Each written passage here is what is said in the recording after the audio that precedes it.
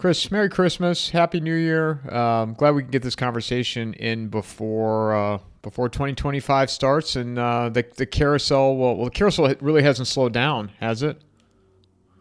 No, I don't think so. I mean, this is going to be a bit of a run here. The crazies probably have one last little push in them, so maybe they turn up on January 6th in the Capitol and make some noise, or January 20th. I don't know. There's things have changed clearly. The craziness we haven't had this. We haven't had all the angst and protests and all that. That seems to have run out of steam. But the Trump machine is going to be rumbling along, and it's going to be interesting. I think it's going to be different than 2016. And I think, there's probably a lot of unknown unknowns, things that'll pop up in 2025 that we're going to look at and go, wow, we didn't see that coming. But, it's one of those things. We have so many challenges as a country and as a society that there's always going to be some excitement. There's always something coming along. Because, I mean, you can sit down just talking about stuff that's broken in the United States. You could spend hours going through stuff and saying, the schools and how we handle roads and infrastructure and energy policy. I mean, you just go through everything. Healthcare.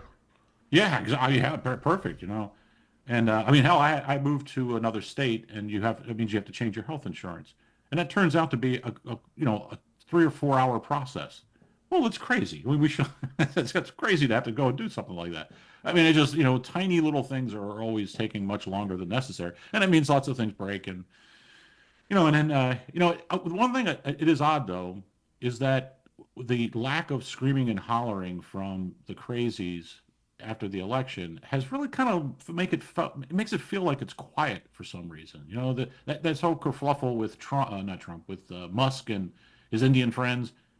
I think in a lot of ways people were just they were out of shape. They wanted to get in some sparring here, get some fighting in because people have been fighting it out online for so long with the crazies, and now the crazies packed it in after the election. Everyone was kind of looking around for a fight, and so we got a good fight. It was actually a really really good few days of the internet. Sometimes the internet's terrible most of the time, but sometimes it's good. This was a good time. Let me share my thoughts on this, and because I'm curious what what your response will be, because I had been saying, first of all, I never thought Trump would win, right? So, and I've said this a million times, probably said it to you, where I thought they would install Kamala, because if you believe that 2020 was stolen, which I did, that there was no reason why they would not cheat. But I also thought the powers that be, and now I'm at the conclusion the powers that be is the big tech, right? That, I mean, because they did everything they could to make sure Trump didn't get in 2020, and then you saw, Zuckerberg, Bezos, Washington Post, L.A. Times, none of them were endorsing anybody this go around. I mean, it was just very strange. Elon, Peter Thiel got behind Trump, and so I believe that they put him in, and they did not allow the other side to cheat.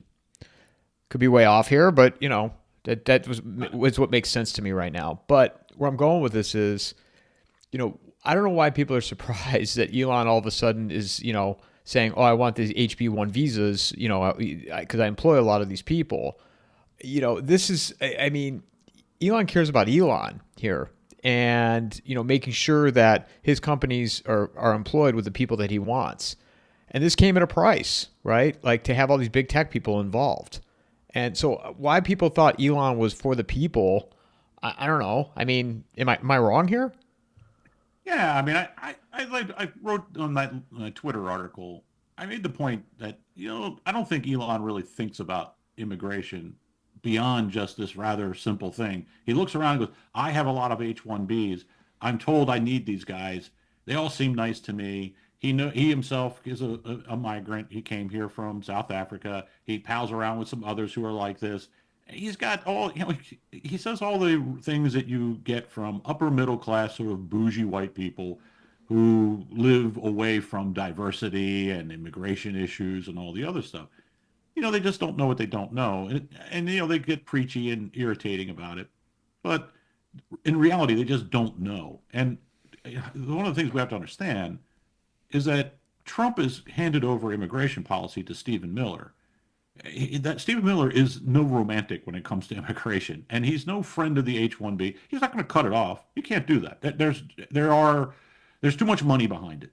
But H-1B is a scam. Is a massive scam. And that was one of the great things to come out of this week. People went into the databases and said, "Well, let's see what we're using H-1Bs." Oh, wait, we have 7,000 highly skilled golf instructors coming over on H-1Bs. I mean, all kinds of abuses. And it really was a real eye opener for a lot of people, and which is good. The Overton window on immigration. I mean, the public attitude. What we saw, I think, online this since Christmas was a preference cascade. People had moved on the immigration issue over this year from, hey, we need to do something about illegal immigration to, hey, we need to shut down immigration. And people also got comfortable with the idea of saying in their own minds, I'm sick and tired of dealing with people from India. I don't, everybody, I wrote an article about this. It's the one group that everybody doesn't like. Everybody agrees, we all got our preferences and all that. Black people don't like Asian people, and Asian people don't like black people, and Hispanics don't like this. Everybody's got their pecking order, right? But the one thing that all the different tribes in America agree on is they don't like Indians, and it's not, it sounds kind of mean, but it's because they really are so far outside of what we experience. They are the most alien of people, and of course we deal with them often call centers and things like that, unpleasant sort of things. But there's a lot of reasons for it. But all of a sudden, people realize that, hey, you know what? Everybody else is tired of dealing with these people too. It was an interesting shift. It's a lot in the way, like in Europe, the one group you can say bad things about in public are gypsies. You can't say anything bad about all these different groups. Oh my God, you got all this, the politically correct stuff, except when it comes to gypsies. Then okay, who cares? Everybody hates gypsies. And that's the same kind of thing that's happened with Indians. So it was an interesting sort of thing. But the point to remember is that Elon Musk ain't going to be setting immigration policy. Sure, wink, wink, nod, nod. Stephen Miller will be making sure that if Musk needs some help with some H-1Bs for whatever his company is, he'll get the help. But they're going to go after all these scammers and crack down on it because there are just scams. That's all they are. Because and they're not. I mean, it's human trafficking what they're doing. When people start digging into this, this is what this is. I used to see this when I lived in Baltimore.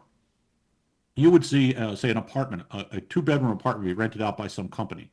Now, the employer would rent it out, or they would rent it from some management company. So you have all these sort of arm's length relationships. So let's say it's an engineering company and they want entry level engineers, and they are told, hey, you can get guys at $15 an hour, or $20 an hour, something like that. Like, that's impossible, right? You're paying college kids 65 grand a year and you have to train them. These guys are supposed to be trained.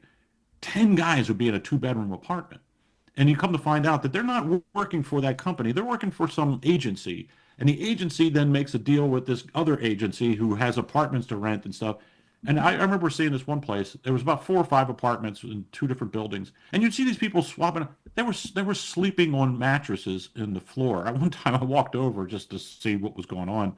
They were all hanging out, smoking cigarettes, and you could actually hear they were doing some kind of telephone support. The guys actually, you could hear him. He's doing telephone support for some American customer while he's smoking a cigarette, standing outside in his boxers, and you got all these futons on the floor that you guys sleep on. It's just disgusting. Well, this is human trafficking. This is not getting talent that we can't find locally. I mean, this is indentured servitude. And so cracking down on this stuff is long overdue. And I mean, you look, I think it was 200,000 in the first half of this year. So probably a 500,000, and they're usually 2-year deals. So at any one time, we've got millions of these guys. And when they overstay their visas, nothing happens. That's the other thing. They all overstay their visas, and then they become even more easily exploited because, hey, if they screw up, they get sent back right away. So I mean, the whole thing, it's a massive scam, and I think regardless of what Musk feels about it, nothing's going to change on it. But the debate was great because really, I think he was shocked. He has never really lost his temper on Twitter, and he did this time. He really got mad. Personally deleting accounts and stuff like that. I mean, that was a guy who was pissed off. And it's good. It's good to see him pissed off. And I think it was also good that Vivek Ramaswamy found out that people like him when he's useful, but otherwise they don't like him very much. Do you think Elon will reinstate those accounts or? Well, I looked at some of them. Some of them had the word Groiper in them, and I think like everyone else, everyone hates Groiper. So if you look at my block list, they all have the word Groiper in them. I just block them as soon as I see them. Yeah, because I mean they don't add anything. They're just irritants. But I don't know. He'll probably relent on Laura Loomer because otherwise she'll be showing up at his house. I mean, Loomer's nuts. So at some point he'll relent. But the other thing is they do too, and I've noticed this before. Guys like Ben Shapiro. If you look at his feed, and I've done this, I have fake accounts so I can kind of test this. Like I've set up some fake accounts that just follow like lefty people because I suspected that they use their algorithm to figure out what you typically look for and then only show you that so that you don't see stuff you don't want. And I've also suspected that they filter what you see as far as replies.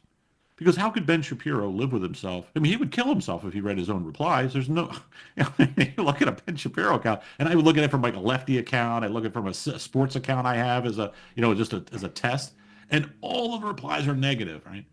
You'd hear some positives here or there. And my sense is they have some trick they're doing so that you don't see like these big shot accounts. They don't see all the negative stuff. They only see the positive stuff. That's just a hunch. And I could see Elon doing that for himself. Hey, you know what? I want to filter out all the people who don't like me. And I mean, he's the real world's richest man. He gets to ask for that. Yeah, the reality of it is he owns the platform. Yeah, that's the thing. I mean, look, compared to most platform owners, the guy's all right. I mean, it's about as good as you're going to get. I mean, if I were running a big platform like Twitter, long ago I would have lost my cool with some of these people and just nuked all of them. I mean, I wouldn't have thought twice about it. So, like I've been around the moderation game for a long, long time. Back in the '80s, we started with bulletin boards, and then one of the first things that people started instituting on bulletin board systems was moderation because people, even with that few people on the internet, some of them were assholes and deliberately posted garbage on people's bulletin board systems. So it didn't take long before you had some way to have to moderate it. And it happened with Usenet, happened with message boards, chat groups, all of this stuff. And then there's also weirdos and stuff. I mean, I don't know if you were old enough to remember where they had things like chat roulette about 20 years ago. That was this thing where you could just chat with strangers, and of course, pedophiles are immediately on that thing trying to entice children. I mean, it's just, moderation is just a part of it has to be. So Musk isn't. He could be a lot worse. Yeah, and the alternative, like I mean, I use Gab, but I don't get the traction on Gab that you do on Twitter. I mean, it's just like YouTube to Rumble, right? I mean, Yeah, it's weird. I get far more engagement on Gab in terms of click throughs. It's 100 to 1. If I post a link on Gab to my site, I'll get 100 links, clicks right away. People all click on. If I post a link on Twitter, I get nothing. And it's part of it's because they do suppress links. But even before they were doing that, Twitter's a weird ecosystem. People stay in it. They don't want to go out of it and read material and then come back and talk about it. So I mean, it is what it is. It's a funny thing. I get like 4 million impressions every month or something like that, but it still doesn't qualify me to be monetized. So I'm still on the bad list. so you don't get any money from Twitter. No, they won't let me monetize, and I have no idea why. It's not like I was ever an active Twitter user. It's only been recently I started using Twitter. What is your thoughts on Substack? You know what? The guy's been pretty good who runs it. There's a lunatic out there who's been he is constantly harassing the owners of Substack to get people banned. And they've pretty much, they did ban a few. I mean, there was a Nazi account on there that was posting stuff about how, to build new ovens and stuff. I mean, that was just completely over the top. So he nuked a few of those. But otherwise, the guys, resisted that stuff. And, it's a funny thing. I've got about 400 subs there, and I have about 400 on Subscribestar. But my Subscribestar hasn't grown at all. It stays pretty much flat. It's the Substack continues to grow I get a few every week, and it's got better features. I think people like it a little bit better. It's got a good mobile app. But my plan for this kind of stuff is I'm rebuilding my site so I can have my own pay-per-view stuff. So you can sign up directly through my site for premium stuff, $5 a month, and that's where I'm going to start posting videos. Most likely, I'll just instead of doing YouTube or even Rumble, just start putting stuff up there behind my green door. And I have the skill to roll my own site, so it's not and maintain it, so it's a little different. But I think for the average person, I encourage anybody who wants to do writing and try and make a few bucks at it. Give Substack a try. There is a network effect there that doesn't exist anywhere else. Yeah, it's amazing talking through all these alternative platforms, and even where we were 5-7 years ago to now, and there are options, and which provides a lot of opportunity for people like myself, people like you, and others to do what we're doing. And this 2025, as we go into it, I mean, it's only going to pick up speed with the chaos. This is usually supposed to be a dead time, and over the last couple of days, this whole Musk thing, it just completely occupied the news. What's interesting though too is you don't even really hear about Syria. Yeah, yeah. Well, because my theory is, and I think I'm pretty good on this one. And I have some people who talk to me sometimes about some of these foreign policy things who know a lot more than you would find in the New York Times. And when this all happened, my theory is that the Turks wanted to pressure Erdogan into a deal. They've been begging Erdogan for a deal, and not Erdogan, Assad. And Erdogan kept trying to set up this meeting, and he got Putin to try and help him set up the meeting. And Assad, just wouldn't do it because Erdogan was actually behind trying to overthrow Assad. So there was some personal animosity there. But the reason is that there's oil there and natural gas there. There's a big oil field, the Baku field, I think it is. And Chevron is there. That's why our troops are there. We defend Chevron pumping oil out of Syria. And there's also one of the big agribusinesses there also uses Syria to grow, I think, wheat and sell it around the region and not give the money to Syria. We really do a lot of scummy stuff. But anyway, I thought we were the good guys, Chris. yeah. But anyway, I think this whole deal, I don't think they realized how fragile the Assad regime was. And they figured, hey, we'll start up a little dust up. It'll draw the Russians in. It'll draw the Iranians in.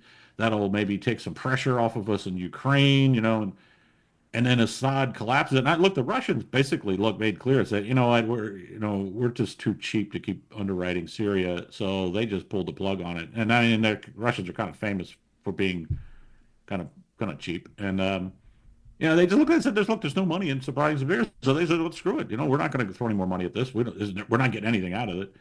And the Iranians the same way. Now they got a big mess. I don't think they know what to do. I think there's really not a lot of coverage because you have the Turks think that they're going to go in and kill off all the Kurds, but yet we're backing the Kurds because the Kurds help us defend these oil fields.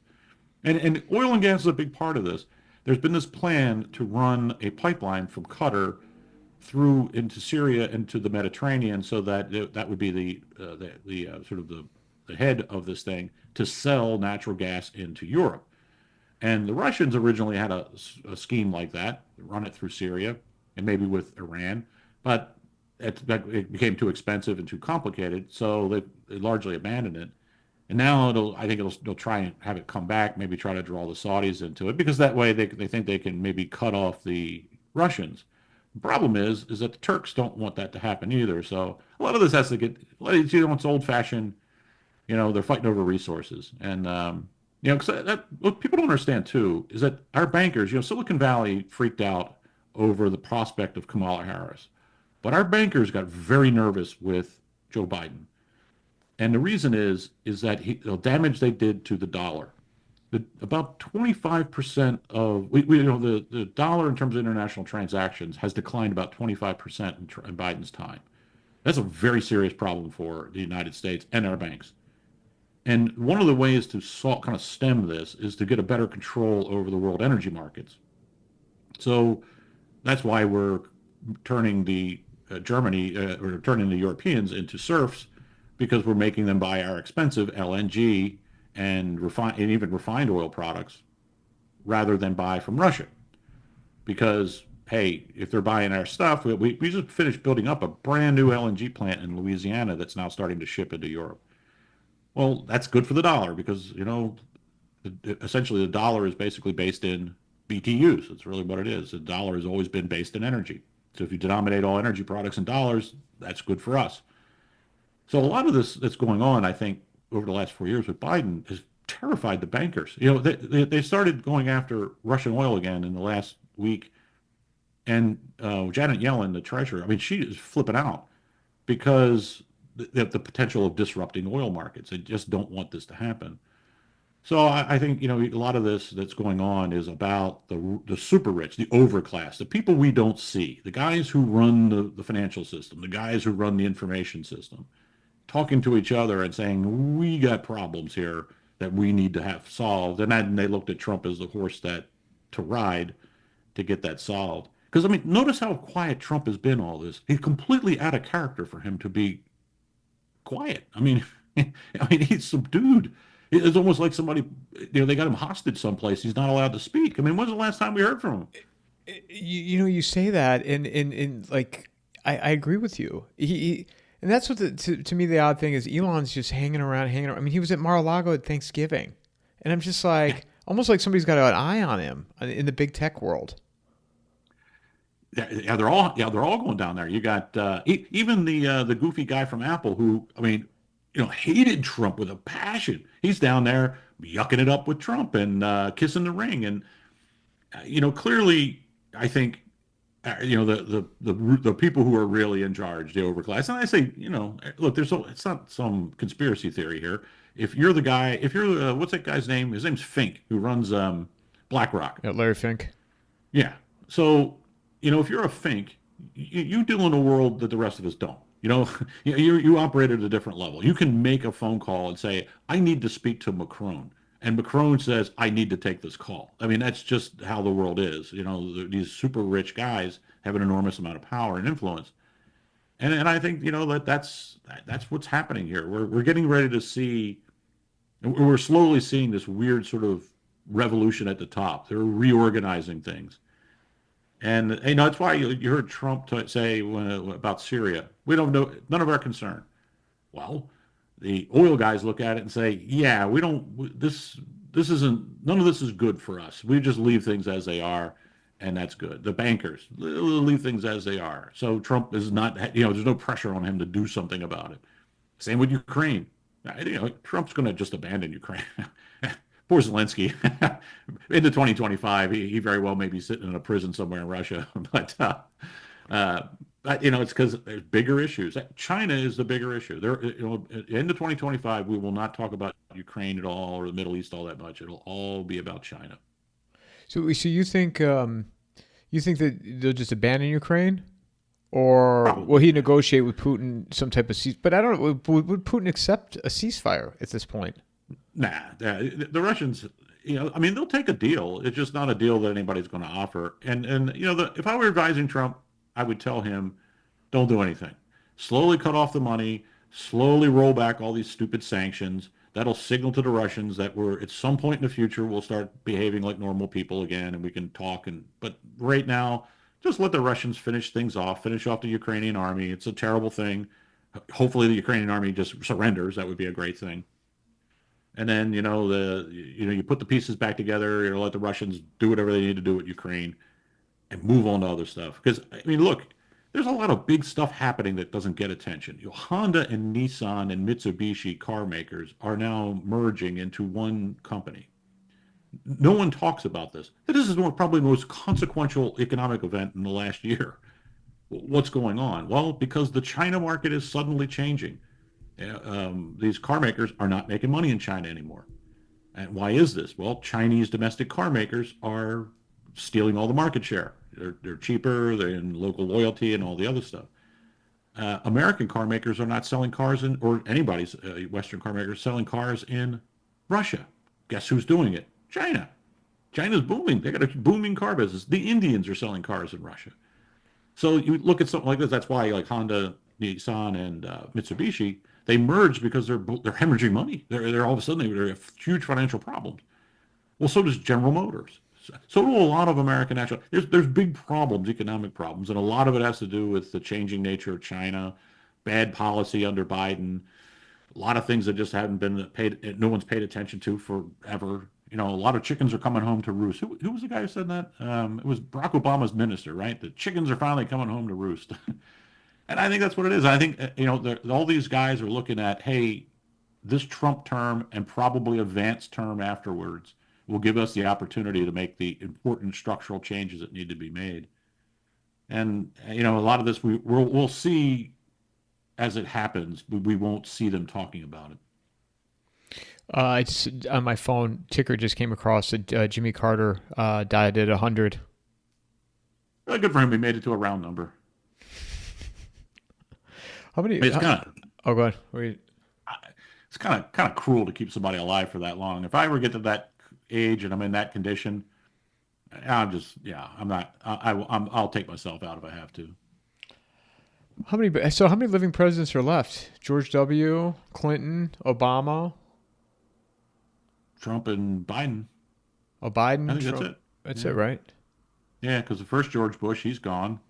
So it's Clinton, Bush, Obama, Trump, and Biden.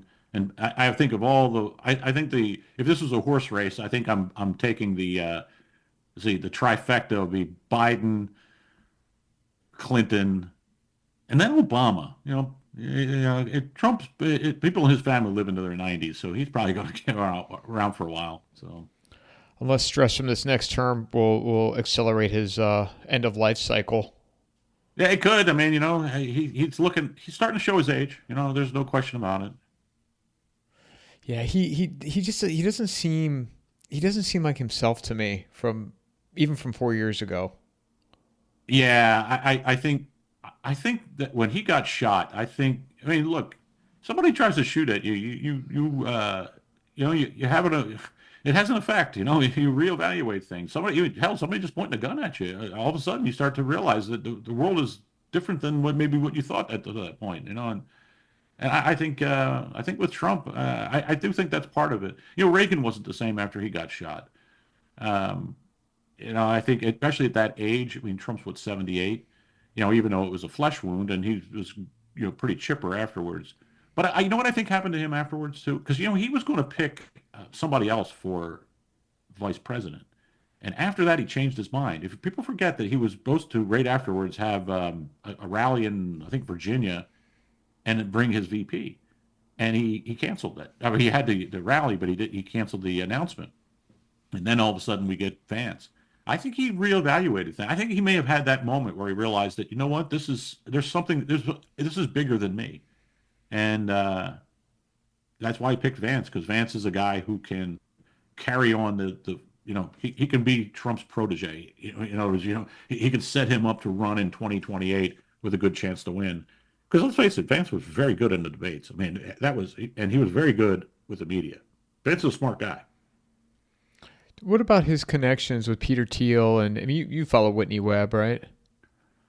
Yeah, a little bit. I mean, I don't know who she is, but yeah, yeah. Look, it's a small world. All these guys know each other. I mean, look, I technically have a Peter Thiel connection, so he doesn't give me any money though. He didn't meet you at law school. Now,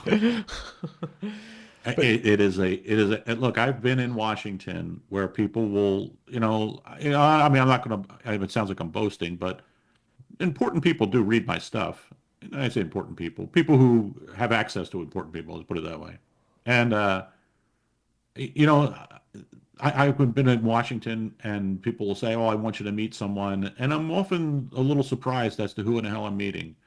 And it's just a social engagement and all that. That's just how the world works. The number of people who actually have an impact on what happens in terms of politics is really small, because most of policy is actually generated by the administrative state. It's this vast army. You don't need it. Honestly, that's why politicians are just furniture. Most of them. You don't need them. They don't need to do anything. Everything's done for them by somebody else. And so the guys who really kind of, the movers and shakers, the guys who make it rain, so to speak, not a lot of them. And so it's a small world. A guy like Vance, people saw him coming a mile away. He has the good story. He's a smart guy. So people who had, looked around and said, that this is a guy one day we could use. He could be somebody useful to us. And now he's vice president, could probably be president in 2028. What about DeSantis? Yeah, he kind of screwed himself, didn't he? I mean, he was a hot commodity, man. Yeah, I You don't mean, even hear about him really. I know, and I kind of feel bad for him in a way, but I don't in another way because sometimes when you're just stupid, you deserve what you get. He should have looked down the road and said, you know what, it doesn't really matter what they do with Trump or whatever. Don't listen to people who are wrong all the time, and that's what he did. He listened to people who are always wrong. People in Washington told him to run and to run against Trump like he did, and you deserve what you get. I mean, it'd be like me taking advice from Bill Kristol. I've spent 10 years explaining why Bill Kristol is an idiot who's been wrong about everything, and then all of a sudden turning around and taking his advice and well, I deserve what I get at that point. And that's how I feel about DeSantis. I mean, he was just, if people forget too, is that DeSantis is a bit of a phony. He was always in the Bush clan, and he's always part of that world. It's like Ted Cruz. Ted Cruz always tries to pretend that he's somehow or other this populist outsider. It's a bunch of crap. He was a Bushy. So I don't know. I can't honestly. I couldn't get over with DeSantis that he wears lifts. You know, if you're a 5'2" guy, just be a 5'2" guy. Nobody cares. I don't know why people do this. It's like you ever see that picture of well, what the heck's the actor who plays all the mobster movies? He's kind of a left-wing crazy. Yeah, they always Robert De Niro. They always have pictures of him wearing high heels, trying to look like he's tall. It's like, stop, just stop doing it. It doesn't work. Just don't do that. Look, I'm a 6 foot tall guy. I'm not tall. I'm not short. So maybe it's easy for me to say. Maybe life is terrible if you're 5'2". I don't know, but I doubt it. I've known people who are 5'2", and they're perfectly reasonably happy. They're just like, this is what life play. This is the hand that life gave me, and they play it well. Yeah, so how do you feel about Trump's picks then for his cabinet so far? And who do you think is going to get who do you think will get in or not? I mean, do you think RFK is going to get in? It seems like it. I would have honestly, of all the people I thought would have gotten nuked, I would have thought RFK would have been the one that they got rid of first, and then Matt Gaetz second. Although the whole Gates thing is so weird. That is such a weird story. And there's one of those things. There's too many missing pieces out of that. Why does this guy decide to drop out of Congress? Why did his own party decide to go out? There's a lot of. It's just honestly, it's all personal. It's just a petty childishness that is there, and because he helped get rid of Kevin McCarthy, and Kevin McCarthy still has friends, and they won't forgive Matt Gaetz for it, so they dummied up this phony baloney claims about him dating a 19-year-old or something. I mean, who the hell cares? I mean, of all the things that you could get in trouble for, dating a 19-year-old or a 17-year-old, whatever it is, it's pretty far down on my list. I mean, I lived through Bill Clinton. He was raping interns in the Oval Office. I mean, we can tolerate that. We can tolerate this guy, getting a little busy with the teenagers. But yeah, I mean, I think JFK might make it. I think you notice there's a lot of people have come to the conclusion that maybe the Food and Drug Administration or the way in which we manage agriculture in this country and medicine might be a problem. I get this sense that there's a lot of people suspect that there's a lot of big problems. I mean, there's a tremendous amount of fraud in our medical system. I mean, billions and billions, tens of billions of dollars in Medicare fraud. And then, look what happened to the pharmaceutical companies or just medicine in general during that event that the disease of unknown origin.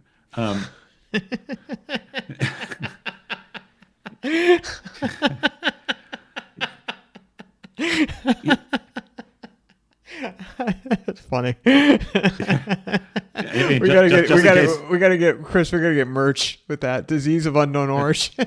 Yeah, I mean, just in case somebody's listening, I mean, I can't believe people are still. I saw a guy with a mask the other day. It's like, how in the world is this possible? But anyway, I mean, I think a lot of people. I mean, that was a real eye opener. I mean, because look, the miracle cure for the disease of unknown origin, I mean, there's I don't know if you saw this. There was a report out talking about very serious long-term negative health effects that are starting to be documented. You know, it might not be the worst thing for the people in charge when this stuff starts trickling out to have to tell 150 or 200 million people that, hey, you know that miracle drug we gave you, it might take 5 or 6 years off your life. It might not be a bad idea to have a guy who, a guy like RFK being the guy delivering that message. I don't know. I mean, I think it's one of those things. We don't talk about food. We take it for granted. We don't talk about the medical system or the pharmaceutical system. But I think that people who are higher up and more involved in it recognize there's very serious problems, not the least of which is massive corruption. I encourage people to pay attention to the drug ads. You look at these drug ads and you think, wait a second, these are not, first of all, most of them are not cures for anything. They're just financial boondoggles.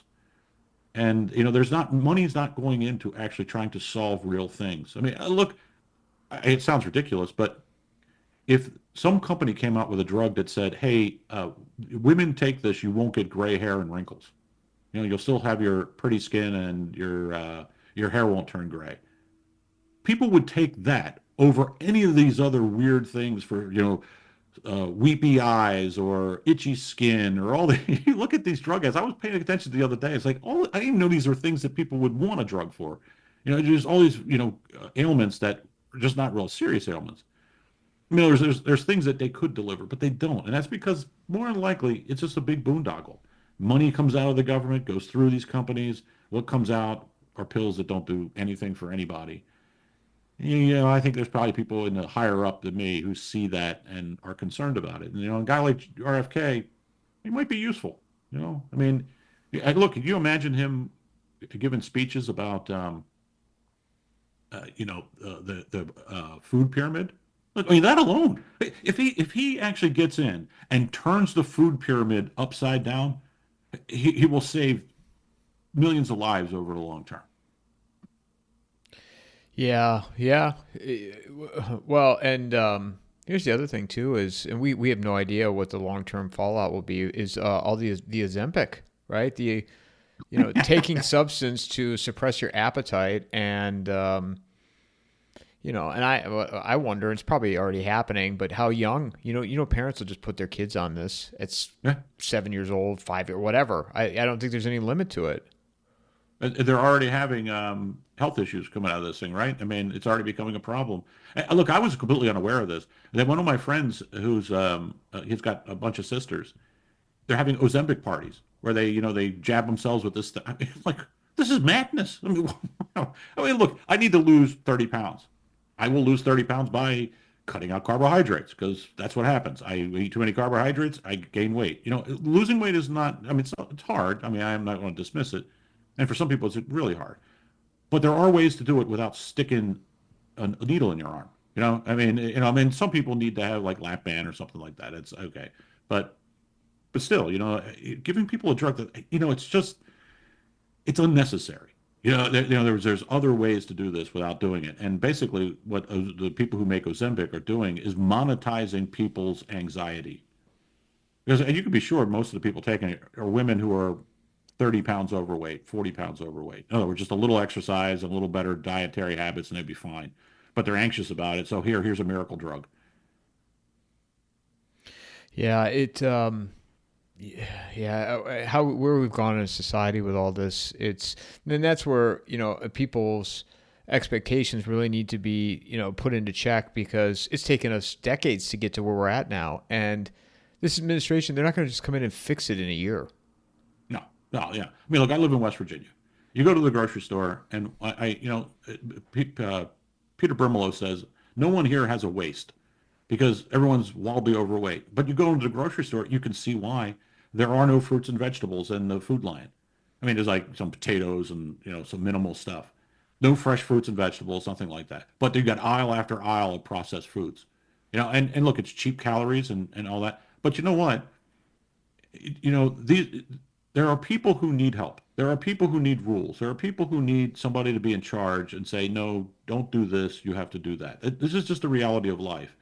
And filling up the grocery stores in poor neighborhoods with high carbohydrate, high starch foods full of chemicals, yeah, it might be profitable for the guy selling it, but it's immoral because you're making these people into fat slobs. You're turning them into meat blobs instead of healthy people. And and there's a cost to it. Look, you go into a doctor's office, and you just see people who are wildly overweight, and that's a huge problem. Look, if I when I lose 30 pounds, like I clocked in at 250 after Thanksgiving, right? So I lose 30 pounds. I should be around 210, 220. That my age, that's where I should be. I get down to it, I'll feel 10 times better. I'll feel better. I'll have a brighter outlook and all that. So it's not like I'm trying to torment people with this kind of stuff. I think being in a healthy weight is good for you in all kinds of ways.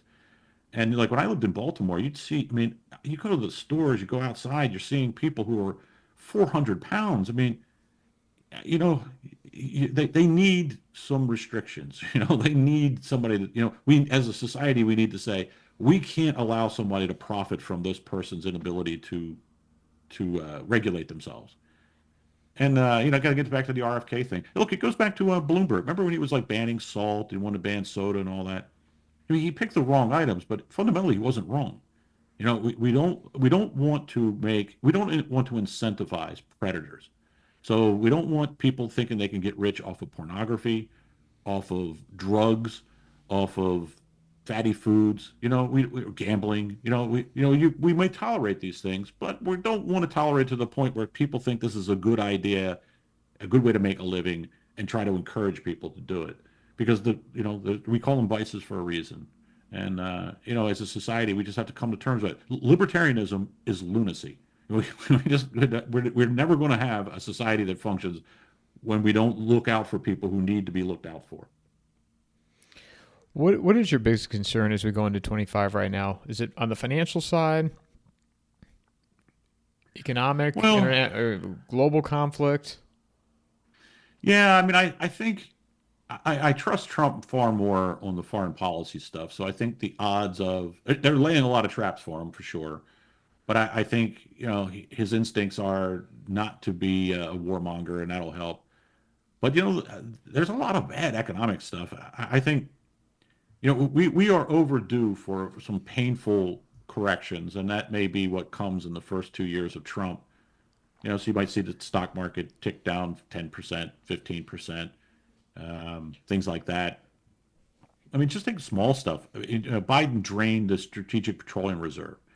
The Biden people on their way out the door are setting up all these limits on Russian oil, trying to ship Russian oil. And all of it is intended to disrupt the oil markets, drive up oil prices. That's what they're trying to do. Well, that's going to happen. If we have to start refilling the strategic oil reserve, we have to start, looking at energy policy and making changes. Well, it's going to be disruptive. It's going to be tough. So, I mean, I think there's a bigger potential making a mistake on the economy. No one's ever prepared for a collapse. No one woke up a week before the Great Depression and said, I think there's a Great Depression coming. I remember real quite clear when back in the mortgage crisis, I remember having a conversation with a guy who's a banker. He's a trader. And I said to him, I go, all these people buying houses, where are they getting the money? He's like, oh, what are you worried about? It's fine. And then like a week later, Lehman Brothers collapses. And I'm like, this guy's supposed to know what he's doing. And yet he didn't see it. Nobody saw it coming. So, it's always possible that there's some really, catastrophe waiting out there. But if I was going to pick something to worry about and lose sleep over, yeah, it's the economy. Because the economy has slowed down a lot. All of my customers are slower. All of my customers who have European exposure are much slower.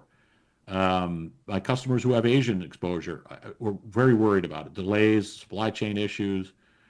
So there's a lot of angst out there. I think our economy is probably a lot worse right now than people realize. So that would be my number one worry. My second worry, though, is something happens to Trump. I mean, they tried to kill the guy twice. I mean, they could poison the guy. I mean, who knows? So I think if he can make it through the term, that'll be good because I do think we'll get some good things out of it. I think we'll get some better immigration policy. I think we'll get more sane foreign policy. And I think we may be headed into a great interregnum. The old guys talk about this, that after the craziness of the 70s, there was this period in the 80s and 90s where, the lunatics were all back in their cages, getting their batteries recharged, and you could talk freely. You could talk about things, and that may be what's happening right now too. So it's something to look forward to. I don't want to. I'm trying not to be a black pilled guy. I'm trying to be. I don't want to be a phony baloney optimist. I'm trying to keep a balance there. So even though there's some bad stuff heading our way, I think we might also be headed to a really interesting time in that we might not be hearing about people being demonetized. That might go away. YouTube might get the hint and say, maybe we will allow Mike Ferris to be on YouTube without, beating him up. We might let people talk about unusual viruses that might be out there, that kind of stuff. It could happen. I think there's a relaxing of this because, I mean, again, it's just too quiet. There's no crazy stuff going on. So clearly things have changed. There's no BLM, there's no Antifa. When was the last time someone saw an Antifa? So I think, what was the question? Oh, well, bad things. Well, the bad thing is the economy. I think the good things, though, I think we might we're going to struggle getting used to speaking freely again. It's going to be like that period after the collapse of communism. We're all going to have to relearn how to be honest. Do you think the inauguration is going to be smooth? I mean, if there isn't anything going on now, I mean, I guess the big tell will be January 6th. That's when they count they do the official counting of the electoral college. And they have a ceremony for it. If there's no disruption, then I think it'll probably be fine. I mean, it's just a weird thing. I used to follow a lot of Antifa accounts on Twitter. They're all gone, and some of them went to Blue Sky and they have no activity. Like a lot of these like SPLC people, a lot of them got fired. The SPLC canned a whole bunch of them, and Are they not as so active anymore? Is SPLC not as? it doesn't seem to be. I don't know. You wonder. After a while, you can only yell Hitler so many times. I forgot. You know what? I forgot about SPLC. Yeah, I know they have been really quiet, and it's why it's one of those things I keep thinking, what the hell's going on that I'm not noticing? Because there's just stuff that just seemed to have stopped for no reason. The SPLC is a perfect example. There was a guy, I forget what his name was. He was haunting the Brimelows for a while. He was stalking them. And now he's just disappeared. And this is a guy whose life was about stalking the Brimelows, and now all of a sudden he's off the grid. Something's happening. Somebody above where I know people exist has made a decision to pull a plug on some of these things. Do you think that people like that are reorganizing though and regrouping and figuring out their next move? Well, in a lot of ways, the whole yelling about Hitler coming and fascism and all the other stuff, just kind of a grift. It was always a racket. I mean, we're not be fascist in America. It's just silly. And Trump is not Jimmy Carter. Trump is Bill Clinton. If you look at him policy-wise and just sort of his disposition, I mean, they used to pal around together. Trump used to have Bill Clinton's locker at Trump's golf club was right next to Donald Trump's. They used to hang out all the time. So calling Trump a Hitler, I mean, it's just crazy. I mean, after a while, I think you can't raise money off of it. They were trying to raise money off of the October 7th business with the Israelis. I'm not sure how much they got off of that.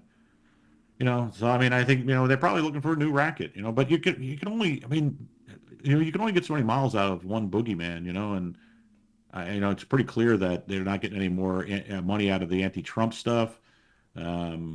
Screaming at white nationalists and white supremacists. That didn't work. That was a great thing about this debate. A few people tried doing the old racism stuff about, oh, you can't say we don't have too many Indians or whatever, and people just laughed at it. I mean, it got nowhere.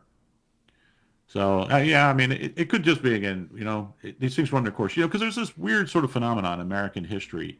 It goes back the Great Awakening, where you have this sort of religious revival, and then you have the Second Great Awakening. We think of them as religious revivals, but in a lot of ways, they're really just, our politics is religion. I've often compared America as just a big church. It's really what it is. It's what we are is a collection of causes. We're not a normal country, and I think that may be just a sort of pattern where we had this starting in the mid 50s with the civil rights revolution, and then it peaked in the late 60s, early 70s, with the student movements and anti-war and all this stuff, and then it kind of ran out of steam, ran out of gas, and then by the you get to the 1980s and you get Reagan and conservatism, and you get this period of about 20 years where things are normal. And then come 2000, when Bush, people forget, when Bush won in 2000, a lot of people, that we knew who were kind of left wing went insane. I lost some friends during that period because they so intensely hated George Bush they couldn't shut up about it. I'm like, I don't like George Bush, but I'm not talking about the guy all the time.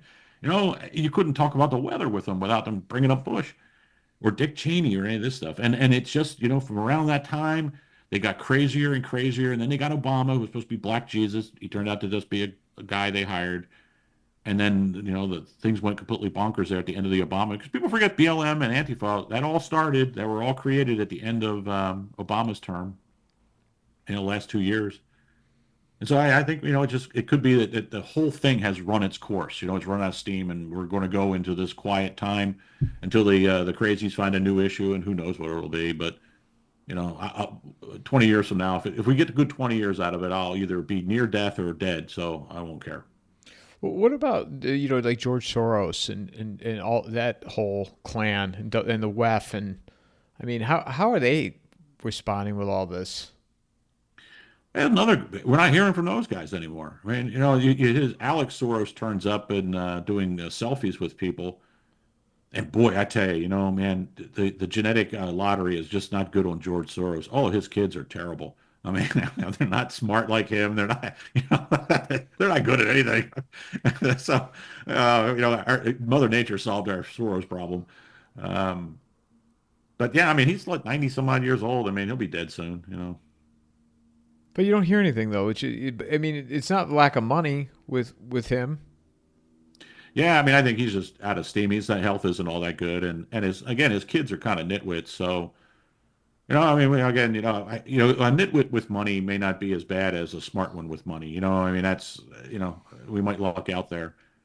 But because I mean, I think it's Alex Soros. Every time I see a picture of him, I'm thinking, man, the old man must be so disappointed. I mean, and how bad were his older brothers that he landed on this guy to be the heir apparent? You know, the older ones must be really terrible, you know. Yeah, But you know, rich people are different than the rest of us. he's been hanging around with or he's getting marrying the former Clinton advisor, right? Huma Abedin or whatever her name is. Yeah, I mean, if you're worth billions and you have all the, you're controlling this network that's, you know, I mean, you got to be able to do better than Huma Abedin or whatever the hell her name is. I mean, come on. I mean, that's I can nab that quality. I can do better than that. You know, I mean, you know what I mean? If an old man, can do better than her, I mean, and you're a young billionaire, I mean, what the heck's going on here? I mean, in private, he must be unbearable. I mean, because, I mean, women will put up with a lot just to land a rich guy. So, you know, if some good-looking woman is not willing to put up with him, he must be just monstrous in private. That's the only guess I have. Of course, then again, you know, she hooked up with Anthony Weiner. There's a lot of weird stuff goes on with our rich people. I mean, people forget about old Anthony Weiner, the guy who was sending dick pics to teenagers while he was in Congress. You know, I don't know what he's doing now, but I'm sure he's back in politics somehow or other. What about the Clintons? Where do they go from here? I hope they die. I'm not that's my personal thing. You know, I want to see Trump be the guy that oversees their funerals, both Hillary and Bill. I'm a spiteful person. I think Hillary Clinton is the worst public human being who's ever in my lifetime. Just a monstrously evil person.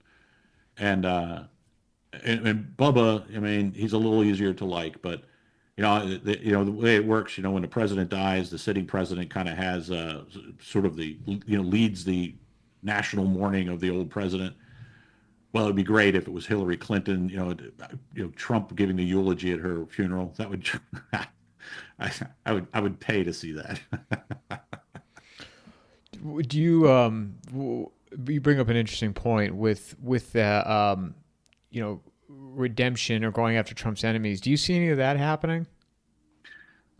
You know, I don't see it now. I mean, these guys just don't play that way. It'll be interesting. I think I'm really curious as to what he does with the J6 people. Because look, some of the people that were considered J6, it might not be. I mean, not all of these people were sent to jail for being in the Capitol. Some of people were sent to jail for doing all their other stuff. So, but we'll really get a sense of what's going to happen there if Trump pardons all these people, like a whole batch of them, a whole bunch of them get pardoned on the first day, lets a lot of these people out, because what really should happen, if I were advising Trump and talking to all the rich guys around him, guys like Musk, I'd say, you have to understand is if you let them get away with this, they'll come after you the next time.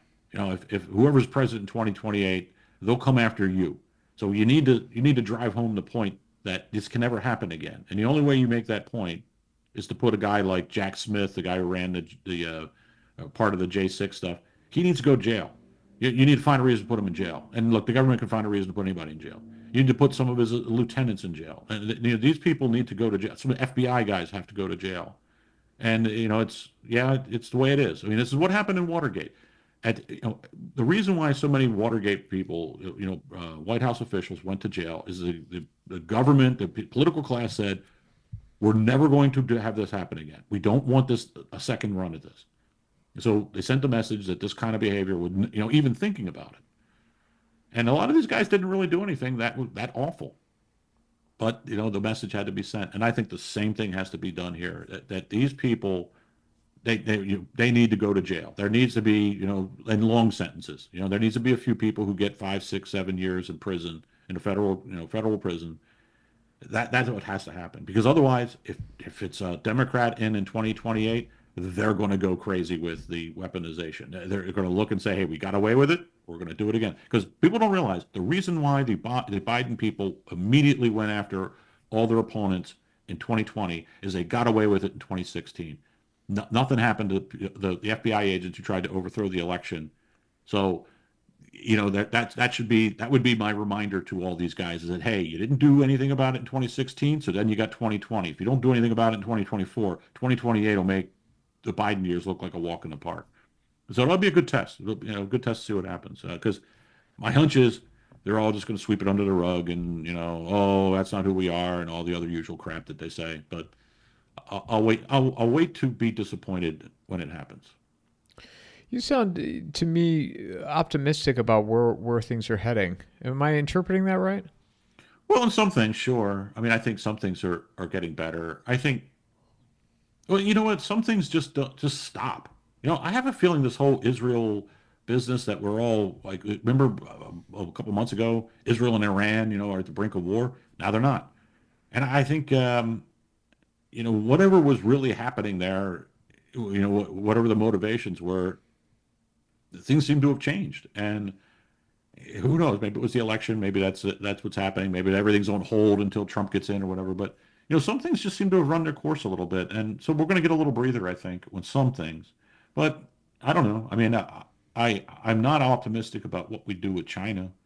I think it's a big problem. People don't realize how screwed up our economy is because of 30 years of dealing with China. It's not that China is the bad guys. It's that our own corporate overlords are idiots. So much of our supply chain is tangled up in China for no reason, and that's not an easy problem to fix. So there's a lot of bad stuff out there too. But would you say overall you're optimistic, or do you think that the storms ahead are going to outweigh? Oh, I don't know. So I tell you, I feel better talking to you. I don't know. I mean, depending on what day you catch me, I mean, I think we're going to get a lot of more of the same. Well, you know what? I mean, what we're going to get of is less of the stuff that really I found irritating. We're going to get less rainbow-colored marital devices being displayed in public, and we're not going to have as many. I think by the time Trump is gone, we'll have forgotten about the whole transgender business, because I think that Musk in particular is really anti that kind of stuff. I think the elites definitely have turned on that one because it touches them. And so I mean, there's some good things going to come of this. It's when I say good things, it just means the lack of bad things. There's a difference between hitting the lottery and not being hit by a bus. There's this middle area there. And I think we'll have less censorship online for a while. We'll have less harassment. I think public events will come back. I wouldn't be surprised, like VDare might get the boot off their neck. Excuse me, I had to cough. But stuff like that. I mean, there is a lot of good things kind of happening. I just hope everyone remembers that, it's just because the boot might be coming off our neck a little bit. It could always come back. So people need to remain to be cautious and be defend themselves against potential problems. But yeah, I mean, I think I'm optimistic about some stuff. There's some things I'm worried about, but hey, look, I didn't think Trump would win. I said there was a lot of, it's at the, I think we talked before the election. There was a lot of things pointing to the direction of that happening, but I just couldn't bring myself to believe that he was going to win, and he did win. I never thought he was. I mean, I thought they were going to install her the same way they did in 2020. Yeah, I mean, there was no reason to think that, and it was weird. I would look at all this stuff and I'd say, look, my brain is telling me that he's going to win. It's crazy, but I think he's going to win. But I've just been. I think the awfulness of the Biden year. I think we're going to. We might forget about it. I don't know, but the general awfulness of the Biden years. It's not just what he's done. It was also the aesthetic of it. I mean, Biden is a repulsive person. People don't realize. I mean, he's just a repulsive individual, a habitual liar. I mean, and no one likes to see an old person in struggling like that. I mean, it's just cruel. So you had the cruelty of trotting out this old fart. When he was on his game, he's just this miserable liar who can't tell the truth. I mean, he's the worst kind of liar. Look, somebody who is a good storyteller and is a good bullshitter, that's great. I love those guys, even though they might, turn a mundane event into into a big deal. It's at least entertaining. But the guy who's always lying about his own exploits when doesn't do anything, I don't know. It's kind of like the kind of guy who what do you call it? Stolen valor. A guy who claims they're a war hero or something. There's just something unseemly about it, and that's the way Joe Biden lies. He always lies about all this stuff he did. But the aesthetic of it all. I mean, all the people in the administration were ugly. All these ugly people on our televisions and on the internet for the last 4 years. I mean, it's just been a really ugly time. The only thing they were missing was cranberry leisure suits, Jerry curls. I mean, it would have been like the '70s. It was just an ugly time, and just it going away. It's like your doctor telling you you're in remission. You know, yeah, Cocaine, you're not. cocaine in the White House. Yeah, I mean, yeah, all of it. I mean, just the seediness of it all. I mean, Hunter Biden. Look, we all have relatives that we're not proud of. I get that, but I mean, giving him what was a 10-year pardon or something. I mean, it was just a cherry on top. It was just again the seediness of it. There's just a lack of, as much as I did not really care for Barack Obama, he wasn't a degenerate. You know what I mean? He wasn't he wasn't, if he was a guy who moved in next door to you, you didn't know anything about it, you'd say, hey, he's a nice guy. But, Biden moves in, and then you look out and his son's out there naked doing crack off of a hooker. You think, my God, what the hell happened to my neighborhood? There's something about the decency of it, and I mean, Trump is, for all his kind of gaudy nature, he's a weirdly honest guy. That's one of the things about Trump is he's a bullshitter, but he's an exaggerator, but he's an honest guy. In other words, what he says is true. It just, it's not really the greatest. It's not the best ever. It's, there's nothing. I don't know, nothing untoward about Trump. I guess is really, So it's kind of that'll be nice. It'll be nice to have. It'd be nice to have people who actually celebrate Christmas back in the White House. Where can people find you, Chris? TheZman.com. You can find all my stuff there. As always, thanks for coming back on. Happy New Year. I'm sure it won't be that long before we talk again, and look forward to following you along. Yep. Happy New Year, Merry Christmas, all that good stuff, and see you next year. Mic drop.